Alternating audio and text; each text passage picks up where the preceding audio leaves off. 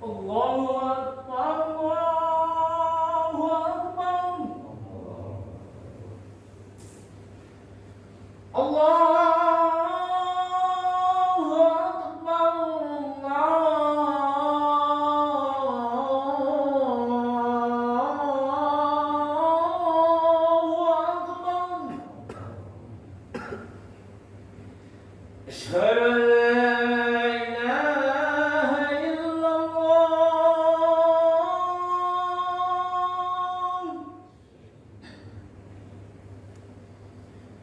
Asyhadu an la ilaha illallah.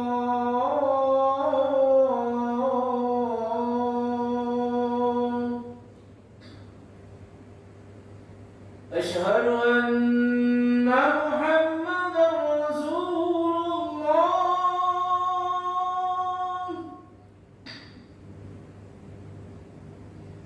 Asyhadu anna Muhammadar Rasulullah.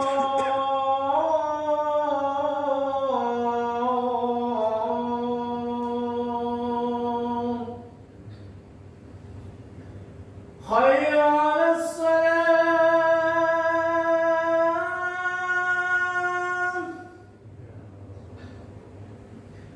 Hayya 'alas salam.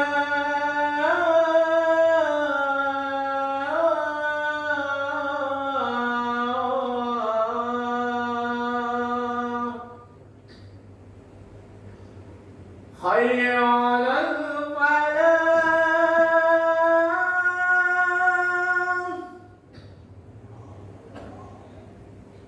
Hayya 'alal falah.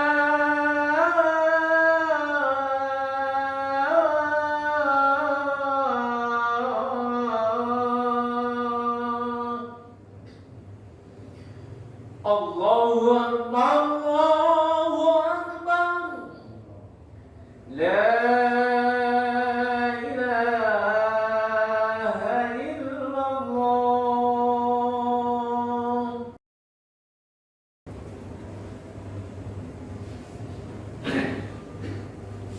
Innal hamdalillah nahmaduhu wa nasta'inuhu wa nastaghfiruh wa na'udzu billahi min shururi anfusina wa min sayyiati a'malina. May yahdihillahu fala mudilla lahu wa may yudlil fala hadiya lahu. Wa ashhadu an la ilaha illallah wahdahu la syarika lahu wa ashhadu anna Muhammadan 'abduhu wa rasuluhu alladzi la nabiyya ba'dahu. Ya ayyuhalladzina amanu taqullaha haqqa tuqatih wa la tamutunna illa wa antum muslimun.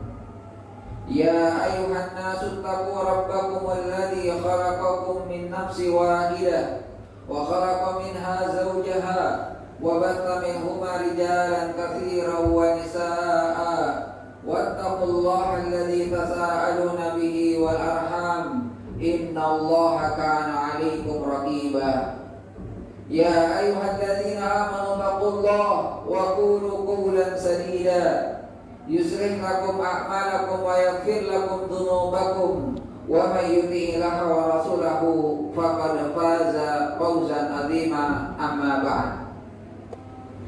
Fa inna asdaqal hadithi kitabullah wa khairal hadi hadi Muhammadin sallallahu alaihi wasallam wa syarrul umuri muhdatsatuha wa kullu muhdatsatin bid'ah wa kullu bid'atin dalalah wa kullu dalalatin finnar.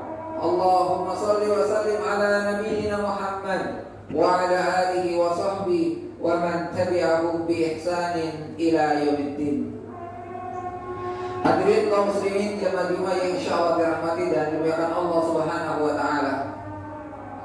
Salah satu sahabat Rasul sallallahu alaihi wasallam yang bernama Abdullah bin Mas'ud radhiyallahu anhu, beliau pernah berkata, "Man kana mustannan, barang siapa di antara kalian yang ingin mengikuti sebuah kebaikan, falyastannan biman qad mat, maka ikutilah kebaikan orang-orang yang telah meninggal." Kenapa? Karena orang yang telah meninggal mereka tidak akan kembali melakukan aktivitas, bahkan kesalahan. Siapa yang kebaikannya setelah mereka meninggal diikuti. Beliau mengatakan, ulaika ashabu Muhammadin sallallahu alaihi wasallam. Mereka itu adalah sahabat Rasulullah sallallahu alaihi wasallam. Kanu khairu hadhil ummah. Mereka itu adalah sebaik-baiknya umat. Abarraha quluban. Hati mereka bersih. Wa a'maqaha ilman. Pengetahuan mereka mendalam terhadap din, terhadap agama ini. Wa aqalluha takallufan. Bahkan kesalahan-kesalahan mereka pun sangat-sangat sedikit. Fatashabbahu, maka ikutilah, contohilah mereka dalam melakukan ketaatan kepada Allah Subhanahu wa taala menuju surganya Allah Subhanahu wa taala.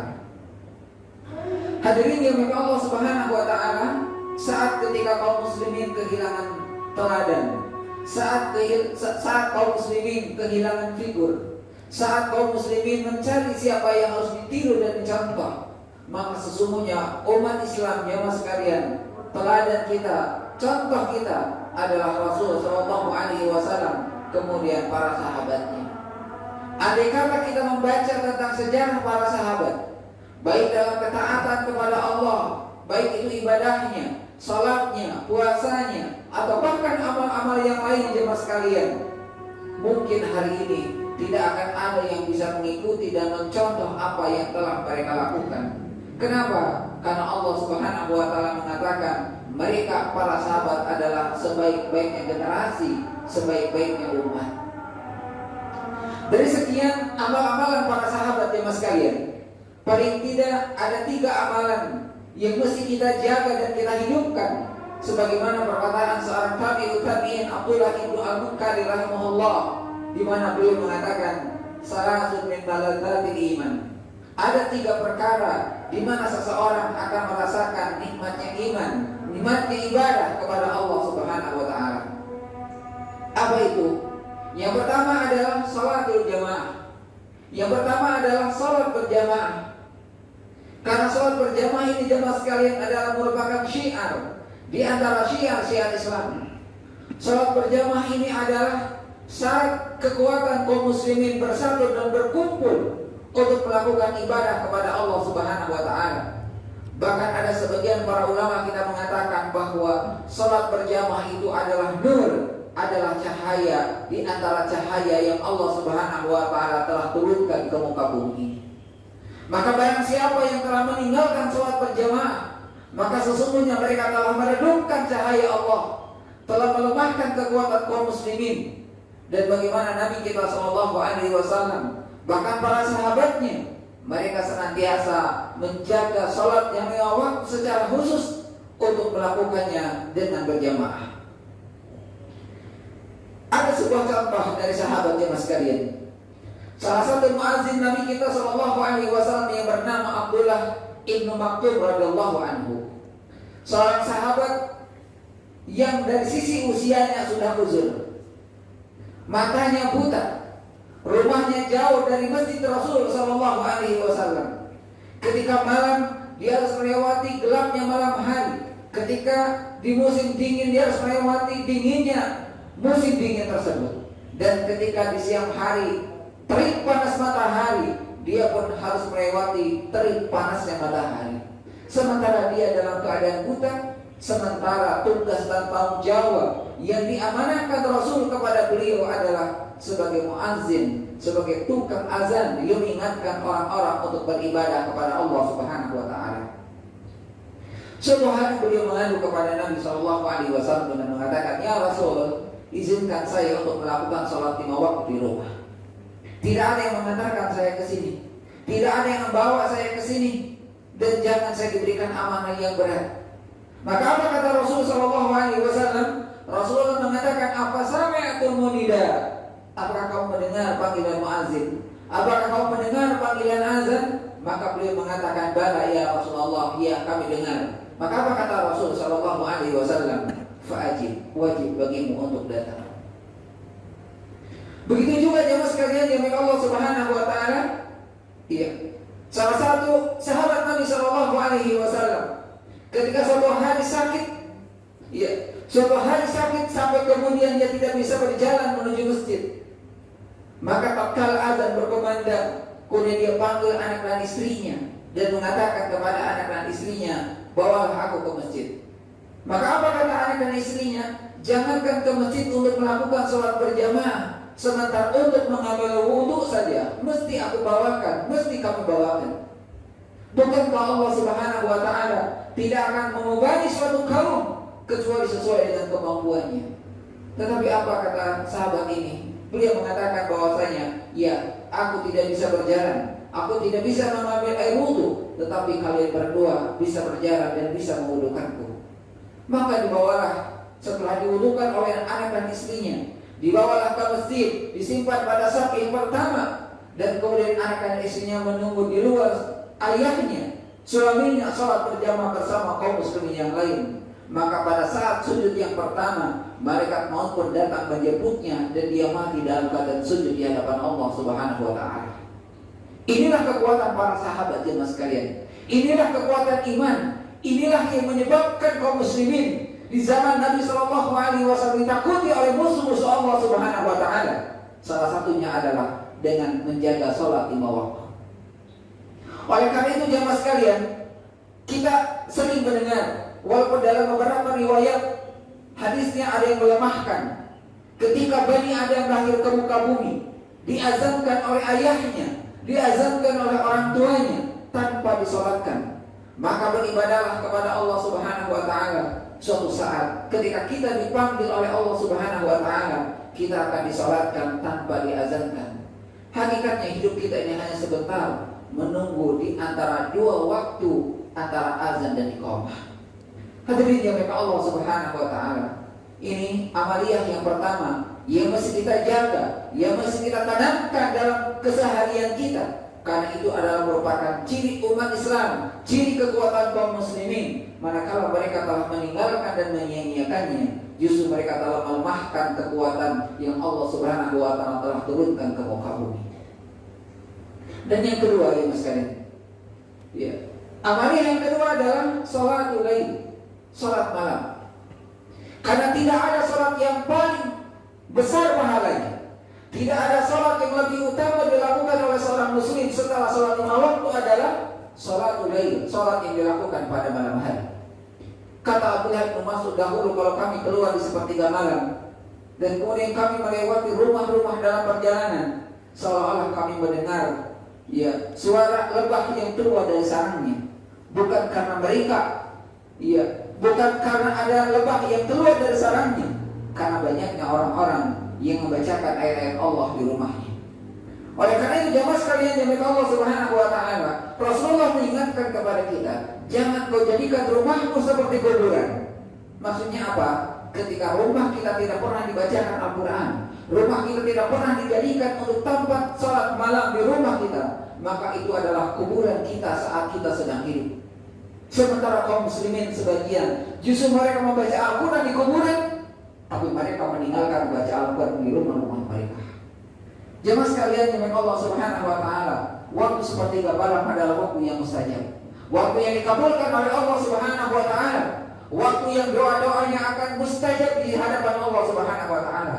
Mari kita jadikan ketika di masjid kita berkumpul bersama kaum muslimin yang lain untuk melakukan sholat berjamaah, maka jadikan rumah kita sebagai surga kita.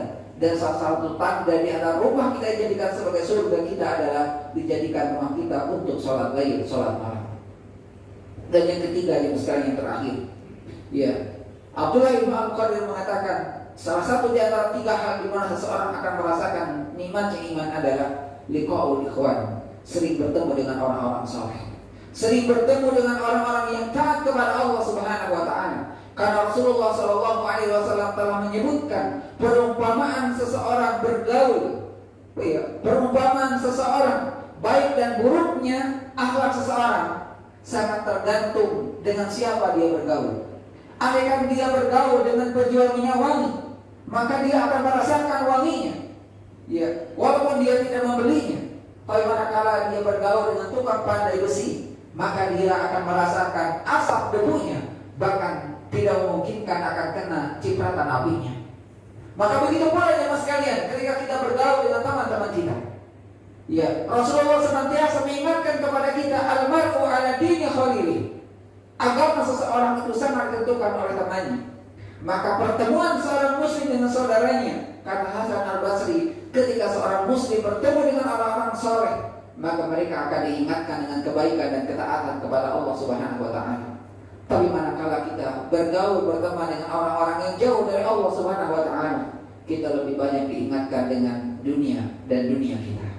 Oleh karena itu jemaah sekalian yang dirahmati Allah Subhanahu wa taala, apatah lagi di saat pandemi yang sampai hari ini belum selesai dan kita tidak tahu kapan berakhir, karena ini adalah merupakan bagian dari takdir Allah Subhanahu wa taala. Maka jadikan salat 5 waktu sebagai kekuatan kita, salat malam hari sebagai kekuatan untuk berdoa memohon kepada Allah Subhanahu wa taala, dan pertemuan dengan orang-orang soleh kita harapkan akan dikumpulkannya kembali di surganya Allah Subhanahu wa taala. Barakallahu li wa lakum fil Qur'anil azim wa nafa'ani wa iyyakum bima fihi minal ayati wa dzikril hakim wa taqabbalallahu minni wa minkum tilawatahu innahu huwas samiul alim.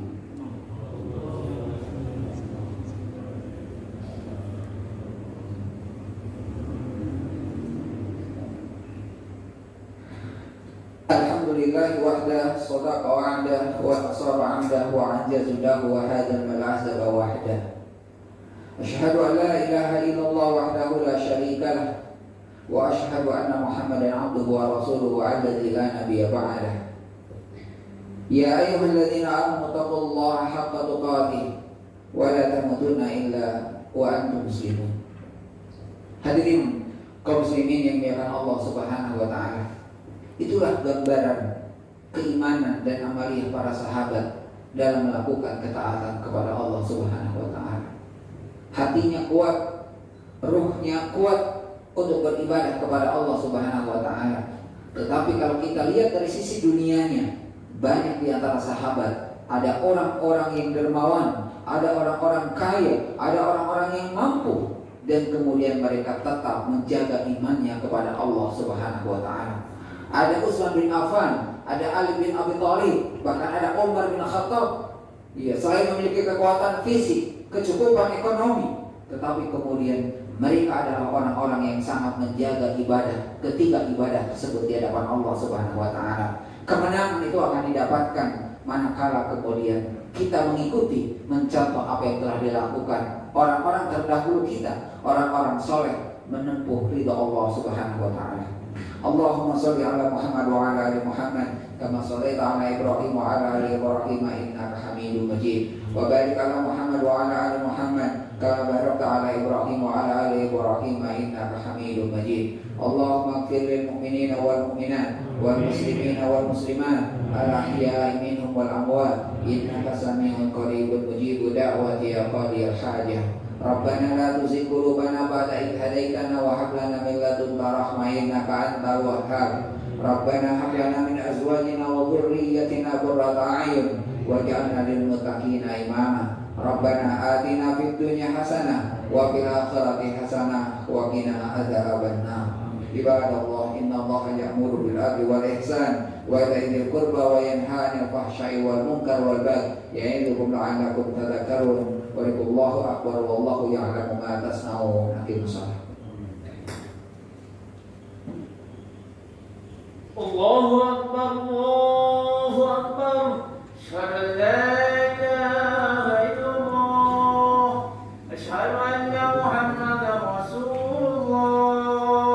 Hayya 'alas shalah, hayya 'alal falah. Qad qamatis shalah, qad qamatis shalah. Allahu akbar, Allahu akbar. La ilaha